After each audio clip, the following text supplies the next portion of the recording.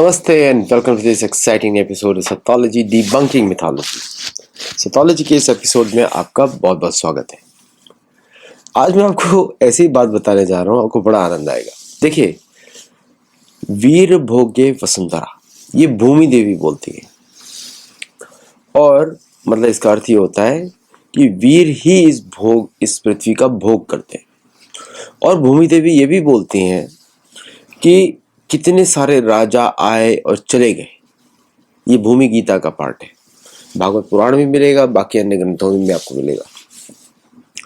कितने सारे राजा आए, उन्होंने इस पृथ्वी पर राज किया और सब चले गए। बड़े बड़े युद्ध हुए इस पृथ्वी के ऊपर, भूमि देवी बता रही है। और इतने सारे राजाओं ने कुछ जीते कुछ हारे, सब इस भूमि के अंदर चले गए। भूमि से ही आए, भूमि से भी चले गए। यह है इतिहास भूमि का। और अगर इस इतिहास से कुछ आप सीखते नहीं हैं तो उसका कोई अर्थ नहीं है, फिर मतलब आपके जीवन का ही अर्थ नहीं है फिर। क्योंकि ये इतिहास ऐसा है कि इस पृथ्वी पे सब लोग आते हैं और अपने शरीर के थ्रू दुनिया को देखते हैं और चले जाते हैं। और फिर कितने लोग जो हैं उनको कोई याद भी नहीं रखता। जो हमारे इतिहास में अगर देखें, मनुष्यों का इतिहास देखें तो बहुत सारे राजाओं के नाम तुमको पता ही नहीं, जबकि बड़े बड़े राजा रह चुके हैं। हम उनको पढ़ते हैं, एक लाइन में पढ़ के निकल जाते हैं। जैसे महाराज खटवांग, बहुत सारे बड़े बड़े राजा हैं, रघुवंश के हैं, दूसरे वंशों के हैं। तो आज ग्रीनलैंड के ऊपर स्टीफन मिलर, उनकी पत्नी, अमेरिका, ट्रम्प, ईयू के पास पहले ही बहुत चिंताएं कम थी। अब इसमें सडनली ईयू गायब है, लेकिन चिंताएं उनके पास पहले भी जैसे कम थी, यूक्रेन की, सब जगह की। लेकिन एक युद्ध का भूत चढ़ा हुआ है सबको यूरोप में, एज यूजुअल, पहले भी था अभी भी है। और यूरोप के जो इलीट्स हैं उनको युद्ध बहुत पसंद है, लेकिन जब तक कि किसी और के लोग मरे। लेकिन अगर खुद के मरने की बात आती है तो चुप हो जाते हैं। तो यूरोपियन जो पूरी रेस है, जनजाति है, इसने हमेशा युद्ध किए और पूरी दुनिया में सारे जो दुनिया में जो लूटपाट के इंसिडेंट्स हैं, दूसरे देशों को दबाने के, जो गरीबी है दुनिया में, उसकी जड़ ही रूट यूरोप है। अब उसी की एक कॉलोनी जो अमेरिका है, आपको मालूम ही है कि Dutch, Italian, Spaniards, Germans, Britain, Poland, Portugal, इन सब ने मिलकर ही अमेरिका बसाया था। और तो उनके ही वंशज हैं अमेरिकन्स, और वही कॉलोनीज और पूरा साउथ अमेरिका भी उनका था, उन्होंने बसाया। जो भी आजकल जो भी आप वेनेजुएला और ये सब नाम जो देख रहे हैं, ये सारा यूरोपियन, एक तरह के मान लीजिए यूरोपियन वंशज ही हैं सबके सब। सबका रिलीजन भी यूरोपियन से कन्वर्ट करा दिया, तो कैथोलिसिज्म कर दिया। तो यूरोप से दो मेजर रिलीजन्स हैं, एक तो है church of England, Protestant church, क्रिश्चियनिज्म, और दूसरा कैथोलिसिज्म। और यूरोप की कॉलोनाइजेशन की जो कि ऑथराइज था बाय द पोप। पोप कौन है? Roman emperor. रोमन रूल आज तक खत्म नहीं हुआ है। अगर आप लोग ग्रीक के बाद रोमन्स आए और उसके बाद तो सब मॉडर्न टाइम शुरू हो गया, नहीं। रोमन एम्परर ही पोप बना, पहला पोप ही रोमन एम्परर है। उन्होंने बड़ा क्लेवरली, जब उन्होंने जीसस की मिथोलॉजी बनाई, उन्होंने तुरंत ही अपने आप को एक रिलीजियस बॉडी के रूप में मान लिया और उनकी कैपिटल बन गई एक छोटा सा you can say district, Vatican. उसको उन्होंने बना लिया अपना कैपिटल। और वहां से उन्होंने रिलीजन के नाम पे लोगों को कंट्रोल करना शुरू कर दिया। बड़ा क्लेवर स्ट्रेटेजी। तो कैथोलिसिज्म वही रोमन एम्पायर है, कुछ बदला नहीं है। 12 जो उनके रोमन अपोस्टल्स थे, जो रोमन गॉड्स थे, वो 12 पोप बन गए शुरू के। पैंथियन में वही तो है ना, इटली में, रोम में Pantheon is 12 Roman pops now, initial pops. और उन्हीं की सत्ता पूरी दुनिया में चलनी शुरू हो गई। मतलब जो गॉड का जो चूरन बेचा उन्होंने, वही अब सत्ता चला रहे हैं अब। और उनसे ही रेबल होके बना church of England Henry the eight के टाइम में। क्रिश्चियनिज्म वहां से शुरू हो गया और इन दोनों की ही आपस में लड़ाई चलती रही आज तक। तो आप देखेंगे हमेशा एंग्लो सैक्सन्स ने सैक्सन्स को हराने की कोशिश करी। सैक्सन शब्द आता है सैक्सनी से, जो लोअर जर्मनी और ऑल्सो अपर जर्मनी का पार्ट रह चुके हैं, उसके बीच का एरिया खून था। तो वहां से ही सैक्सनी आता है, सैक्सनी से ही सैक्सन्स आता है। तो उनके बीच में, और जब वो यूके में आए तो बन गए वो एंग्लो सैक्सन्स। तो एंग्लो सैक्सन्स वर्सेस सैक्सन्स, यही लड़ाई है पूरी। यही लड़ाई है आपकी जर्मनी वर्सेस यूके में, और यही लड़ाई है Saxons versus eastern Russian orthodoxy, Catholicism versus Russian orthodoxy.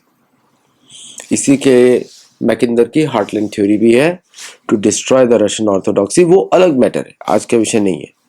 आज ग्रीनलैंड का विषय है, जो इनुइट से संबंध आता है। इनुइट एक अलास्कन ट्राइब भी है, अलास्का में भी इनुइट रहते हैं और ग्रीनलैंड में भी इनुइट रहते हैं, जो कि नेटिव ट्राइब्स हैं, वहाँ के मूल निवासी। अब ये जो टेरिटरी है ग्रीनलैंड, उसमें 30,000 लोग हैं और वो डेनमार्क की कॉलोनी है। और डेनिश ने क्या किया था, वहाँ के सारे इनुइट्स को मार डाला था और उसको ऑक्यूपाई कर लिया था 300 साल पहले। अमेरिका यही तो बोल रहा है, 300 साल पहले आप कैसे पहुंचे थे, ट्रम्प ने पूछा। हम भी वहाँ वैसे जा रहे हैं। तो ट्रम्प जो है एक तरीके के, he is following the old model. बिल्कुल भी विचलित होने की जरूरत नहीं है। इसी तरह यही आज का जो चल रहा है इतिहास, वही है, पहले भी हो चुका है, ऐसा भी नहीं हुआ है। तो विचलित होने की जरूरत नहीं है बिल्कुल भी। जब अमेरिका के पास लूट का पैसा खत्म हुआ थ्रू ऑयल, रिजर्व करेंसी वाला पैसा खत्म हुआ, तो उसको नए सोर्सेज चाहिए, क्योंकि एग्जिस्टिंग जितने भी सोर्सेज हैं वहां पे युद्ध होगा, उसके पास पैसा नहीं है, तो उसको नए लैंड्स चाहिए। क्या युद्ध कर पाएगा, ये युद्ध करेगा? नहीं, शायद नहीं कर पाए, लेकिन उसको अपनी पोजीशनिंग करनी है बड़ी क्लियरली, क्योंकि wealth, land is the wealth. तो जितना ज्यादा वो कंट्रोल कर सकता है अपने एरिया में, वो करेगा। और अमेरिका वही कर रहा है और दुनिया शॉक हो रही है, क्या कर रहा है अमेरिका, कर सकता है। वो दिखा रहा है कि मैं सारे रूल्स तोड़ दूंगा, ओल्ड वर्ल्ड ऑर्डर तोड़ दूंगा। ओल्ड वर्ल्ड ऑर्डर क्या था? यूरोपियन यूनियन सेटल हो चुका था कि भाई अब हमारे देश सुरक्षित हैं। अब ट्रम्प ने जो जो उनका इलेक्शन कैंपेन है, बोला था मैं ग्रीनलैंड लूंगा, लोग बड़े विचलित हुए थे। उन्होंने क्या क्या बोला था, मैं ग्रीनलैंड लूंगा, मैं साउथ अमेरिका में अपना मोनोडॉक्ट्रिन चेंज करूंगा, सब किया उन्होंने। आपने सुना ही होगा प्रोजेक्ट 2025, सारा चीज किया उन्होंने। और पूरे नेशनल सिक्योरिटी पॉलिसी भी आप देख सकते हैं, उसी पे बेसिस है। तो मैंने भी उस पर बात किया था, आपको याद होगा कि प्रोजेक्ट 2025, जिसको बहुत लोगों ने रिजेक्ट किया था, हेरिटेज फाउंडेशन ने उसको पब्लिश किया था, और मैंने बोला था ये उनका गाइडिंग डॉक्यूमेंट होने वाला है, तो हुआ। और अब जो है आप देखते हैं ग्रीनलैंड पे स्टीवन मिलर का बात आता है, ट्रम्प उसको रिपीट करते हैं। अब नेगोशिएशन शुरू हो चुका है, 50,000 लोग हैं, ट्रम्प बोल रहे हैं कि हम आपको $1 बिलियन देंगे हर सिटीजन को, और $50 बिलियन में हम ग्रीनलैंड को खरीद लेंगे। $50 बिलियन में विल परचेज ग्रीनलैंड, ये प्राइस लगाई जा रही है, इस पे नेगोशिएशन हो रहा है। जो उनकी जो प्राइम मिनिस्टर है मैटेसन, जो उनका नाम है, from the Denmark, prime minister जो मोनार्क को रिप्रेजेंट करती है, बोलती है ये पॉसिबिलिटी नहीं है, नहीं तो नेटो टूट जाएगा। नेटो बना ही यूएस की वजह से। नेटो में who is the main provider? US. तो अब उनकी ही कॉलोनी उनको खा रही है, सिखा रही है यूरोपियंस को, तुमने भी ये सब किया था, आज हम तुम्हारे साथ कर रहे हैं। पिछले लोगों के पास जबान नहीं थी, हमारे पास जबान है, और आप हम पे डिपेंडेंट है, हम खा जाएंगे और ग्रीनलैंड को ले लेंगे। I am telling you, Greenland ले लेंगे वो। क्या हो गया पूरा वर्ल्ड ऑर्डर को? मतलब वीर भोग्य वसुंधरा, जिसके पास शक्ति है वो कर देता है, यही चलता है पृथ्वी। यहाँ पे जो जो हम लोगों को सिखाया गया आजकल मॉडर्न, उसमें हम बातचीत करेंगे, हम यूनाइटेड नेशंस के फ्रेमवर्क को मानेंगे, हम WHO को मानेंगे, ये सब लॉजिकल नहीं है, क्योंकि वो सिस्टम ही करप्ट है। तो उसको क्या आप करेंगे मेंटेन करके, क्या उसको बना के क्या करेंगे आप? तो दुनिया को दिखाया जा रहा है अमेरिका के माध्यम से कि जो चेंजेस हम करना चाहते हैं वो हम करके रहेंगे ना। कौन कौन विचलित होगा वहां से? सबसे ज्यादा विचलित होगा यूके, क्योंकि यूके अब खो चुका है। यूके के पास ऐसा कुछ भी नहीं है जो वो बता सके। अब यूके ने कैरिबियन के पास में ब्रिटिश आइलैंड्स रखे हैं, उनका क्या जरूरत वहां पे? Why Britain can not just manage their own country? वो सारे ऑफशोर अकाउंट्स हैं जो मोनार्की मैनेज करती है, प्लस मोनार्की के द्वारा promoted the real deep state उसको मैनेज करता है, जिसमें बहुत सारे ज्यूज शामिल हैं। क्योंकि ज्यूज का प्रोटेक्शन या ज्यूज को आगे बढ़ाना ब्रिटिश मोनार्की का काम था। वही था रीजन वर्ल्ड वॉर 2 का, जब वो सैक्सनी को खत्म करना चाहते थे थ्रू एंग्लो सैक्सन, तो उन्होंने ज्यूज को वहां पे इम्प्लांट किया to take over the business, to make the Saxony lose, जो कि कैथोलिक्स है, कैथोलिसिज्म वाले लोग हैं। और हिटलर तो उन्हीं के दूसरी टीम पे था। तो हिटलर को खत्म करने के लिए पूरी दुनिया में युद्ध छेड़ा गया। अल्टीमेट गोल क्या था कि हम लोग किसी भी तरह पूरी यूरोप पे कब्जा करें और फिर उसके बाद रशिया पे कब्जा करें। लेकिन रशिया ने अपने लोगों की बलिदानी देकर अपने आप को बचा लिया। भारत और बाकी देश जो है उनके गुलाम इसलिए बन गए छोटे पीरियड के लिए, भारत तो कभी गुलाम था ही नहीं, लेकिन भारत उनके अधीन इसलिए लगा बिकॉज ऑफ करप्शन ऑफ भारतीय लीडर्स उस समय के। हम पहचान नहीं पाए उन लोगों को जिनको ब्रिटिश इंटेलिजेंस ने प्लांट किया, और उन्हीं को बना दिया लोगों का लीडर, उन्हीं के हाथ में दे दी सत्ता, और उन्हीं के हाथ से सारे काम कराए गए। ये ओल्ड एंग्लो सैक्सनी का गेम प्लान।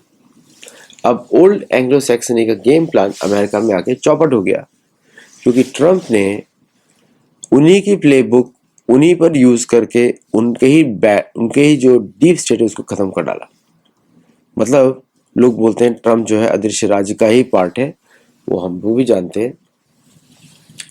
अब उस अदृश्य राज के उस पार्ट ने उसी अदृश्य राज को खत्म कर दिया जो अमेरिका को कंट्रोल करता था। अब अमेरिका इन सब के कंट्रोल से बाहर जा चुका है। तो अब अमेरिका चाहता है कि मैं ग्रीनलैंड भी ले लूं, फिर उसके बाद मैं बहुत सारे आइलैंड्स जो इन यूके और इन सब के उनको भी ले लूं, क्योंकि अब गरीबी छा रही है। और जब गरीबी छाती है तब जो आपका एक्चुअल कैरेक्टर बाहर निकल के आता है कि आप उसमें कैसे रिएक्ट करते हैं। तो अब यहाँ पे जब पैसा नहीं है तो वो चाहता है कि मेरे जितने भी सोर्सेज हैं जिससे मैं पैसा कमा सकूं, तो जितना बड़ा टेरिटरी होगा उतना ज़्यादा मैं टैक्स लूंगा दुनिया को बेचने के लिए।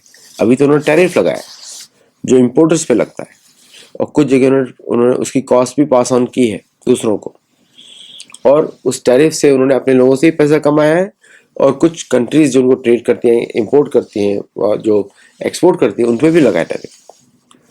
तो now the bigger the territory the more the revenue. और अब उसके आगे वो प्लान कर सकते हैं कि रिमूविंग द इनकम टैक्स, क्योंकि सारा पैसा यहाँ से आ रहा है। Before 1913 there was no income tax in the US. 1913 के बाद उन्होंने इनकम टैक्स लगाया था।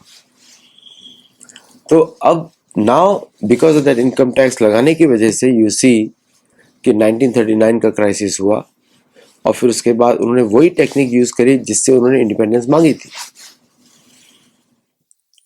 They didn't want to pay taxes on the tea, तो वही हुआ था बॉस्टन टी क्राइसिस। तो अब अमेरिका ने वापस वो टैक्सेस लगाए, अपने ऊपर लगाए।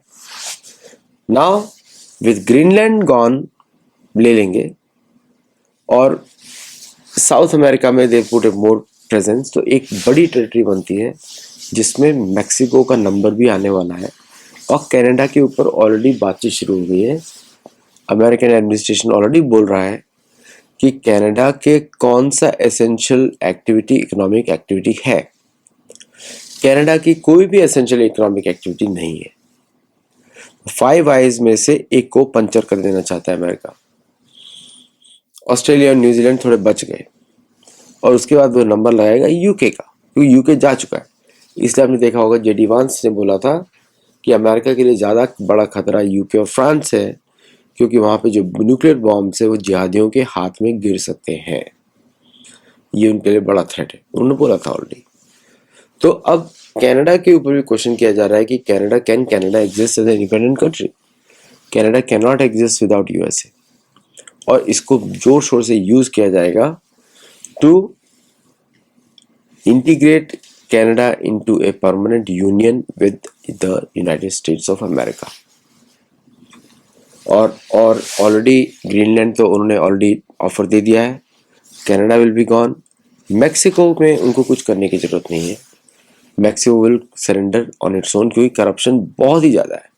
मैक्सिकन के सारे एलिट जो है सारे बिके हुए अमेरिका को, उन सबको ग्रीन कार्ड चाहिए, उन सबको सिटीजनशिप चाहिए, तो अमेरिका को पैसा भी नहीं देना पड़ेगा मैक्सिको के लिए, अमेरिका को डॉक्यूमेंट देना पड़ेगा ग्रीन कार्ड, बस वो तो छाप देंगे।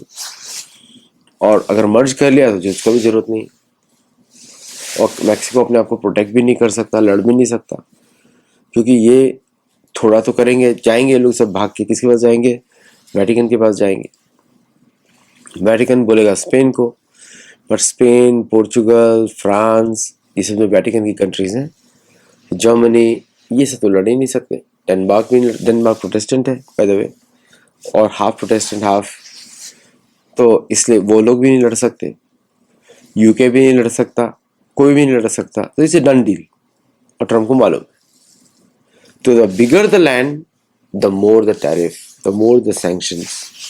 अब भारत और बाकी देश जो कॉलोनाइजेशन में फंसे रह गए, यूनाइटेड नेशंस को सैक्रोसेंट मांग लिया, नेशन स्टेट्स को सैक्रोसेंट मांग लिया, अब वो लोग सब शॉक्ड हैं कि कैसे चल रहा है, अरे ये तो नॉर्मल है, इन पे तो भगवान भी भरोसा नहीं करते, ये तो नॉर्मल है। इनकी हरकतें अगर आप सुनेंगे, जिस तरह इन्होंने अपने देश बनाए हैं, आप लोगों को आपकी अंतड़ियां चौंक जाएंगी, वो कहानियां बाहर आई नहीं है, मेरी कुछ बुक्स में है, लेकिन जब मैं ये सब बुक्स पढ़ता हूँ इनकी हिस्ट्री, तो आपको मतलब क्या क्या नहीं हुआ ये पूछिए, किस तरह लोगों के साथ विश्वासघात किया जाए, पूरी कहानी विश्वासघात की है, कि जो आप पे विश्वास कर रहा है आप उसी को घात दे रहे हैं।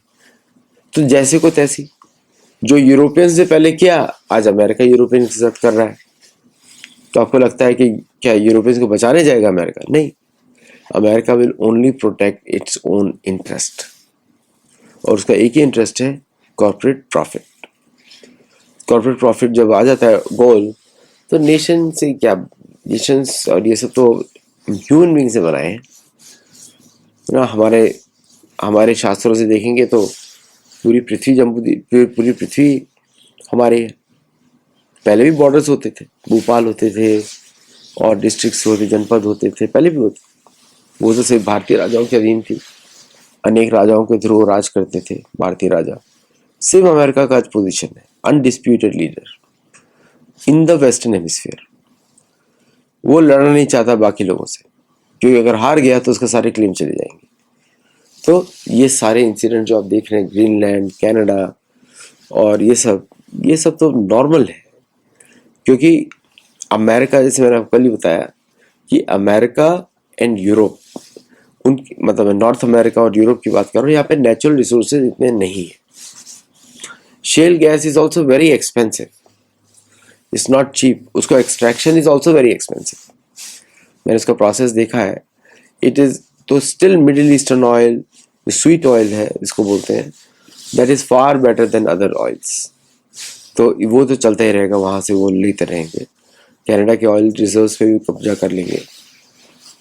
ग्रीनलैंड के नेचुरल रिसोर्सेज को अभी तक एक्सप्लॉइट नहीं किया गया है, बट अमेरिका है significant rare earth which is in Greenland, उसको एक्वायर कर लेंगे। तो जो अमेरिका की जो एआई की फैक्ट्रीज हैं, एआई के चिप्स हैं, जो पावर जनरेशन है, वो सब they will get raw material from Greenland and Canada. Canada का जो नॉर्दर्न पार्ट है which is almost nobody lives there, तो उस एरिया में there is a huge potential for development, और उस पर अमेरिका बहुत फोकस करेगा, you will see that in future. तो जो चेंजेस आप देख रहे हैं, डोंट गेट सरप्राइज, काफ़ी इंटरेस्टिंग है, क्योंकि किसी ने तो इनिशिएटिव लिया, कुछ खराब है गलत है वो बात अलग है, बट कोई इनिशिएटिव तो लिया कि कॉलोनाइजेशन को कैसे तोड़ा जाएगा, तो वो अंदर से ही टूटेगा. When European becomes weak, then people will see independence. तो अब यूरोपियंस की, अब जैसे फ्रांस और जर्मनी और पोलैंड एंड यूके सब ने मिलकर 20,000 लोगों की आर्मी बनाई है जो यूक्रेन जाएगी, which is not acceptable to Russia. तो Russia is already warned that we are going to attack every single target in Ukraine. तो यूक्रेन से ये तो शुरू हुआ, बट अब असली जगह पे आ गया. तो या that is America territorial expansion करेगा. It's the same people, it's just that कि पहले इसको बसाया, अब वही दूसरों को उजाड़ेगा. और आपको लगता है कि अमेरिका अपने अंदर के लोगों को छोड़ देगा? नहीं. If they can take such tough decisions for tariffs, तो अंदर भी बहुत टफ डिसीजंस ले सकते हैं और लेंगे वो. So look out for more exciting news. देखते रहिए और मेरा अगला वीडियो जरूर देखिएगा. और पिछले वीडियोस को आप लाइक करिए, शेयर करिए, लोगों को बताइए ताकि चैनल का रीच भी बढ़े. And when you become a member, you see Shastra only content.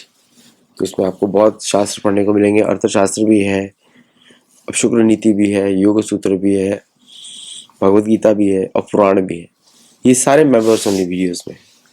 हमारे गुरुकुल में जुड़ेंगे तो आपको स्टेप बाय स्टेप सीखने को मिलेगा. बिकॉज यू मैंने भी ऐसे ही सीखा है कि when you learn from a teacher in a parampara, तब आपको शास्त्र अपने मत अर्थ खुद ही समझाना शुरू कर देते हैं. वही पढ़ने का तरीका है. शास्त्रों को स्कॉलरली तरीके से नहीं पढ़ा जाता, योग के लिए पढ़ा जाता है. तो वो सब आप सीखते हैं. तो डू जॉइन अ गुरुकुल. उसके लिंक्स ऑलरेडी डिस्क्रिप्शन में है. And I will see you in the next show. नमस्ते. जय जगन्नाथ.